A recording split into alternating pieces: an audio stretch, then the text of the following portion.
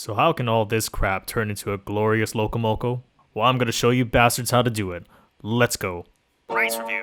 Get a pot. Measure your rice. Spill your rice. Pour it in the pot. Wash and drain your rice. Pour some water. Put your pot on the stove. Turn it up to high and cover your pot with a lid. Freak out and almost ruin your rice. But then regain control and congratulate yourself for not dying.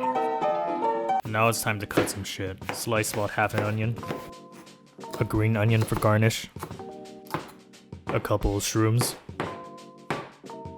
And enough garlic to kill a vampire fetus. If you didn't lose any fingers, you did a good job. Now get a big ass mixing bowl. Throw in about a pound of shredded cows, 2 to 3 cloves of minced garlic, 1 tablespoon of old soybean water, and 1 tablespoon of worcestershire sauce. Now get your strong as fuck hands and start massaging the shit out of that meat.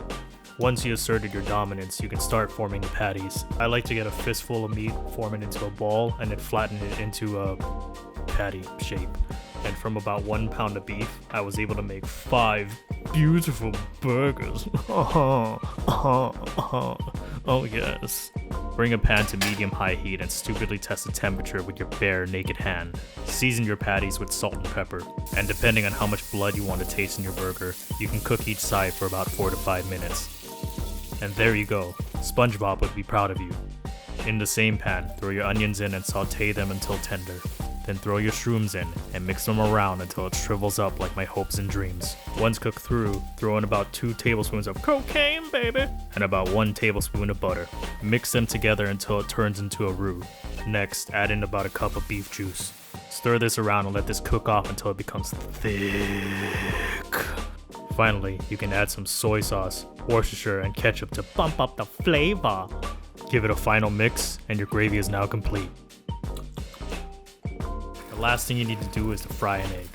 Traditionally, Loco Mocos usually have a sunny side up egg. But you're more than welcome to make your eggs however way you like them, I guess. Now it's time to assemble this bitch. After your warm-up punches, scoop some rice into your bowl, place your burgie boy on top, drizzle it with that gravy, and gently crown it with your perfect egg. Garnish it with green onion to make it fancy, and there you go. Our Loco Moco is now complete. Alright, I guess I'm gonna try to eat this. Yeah, look at that shit.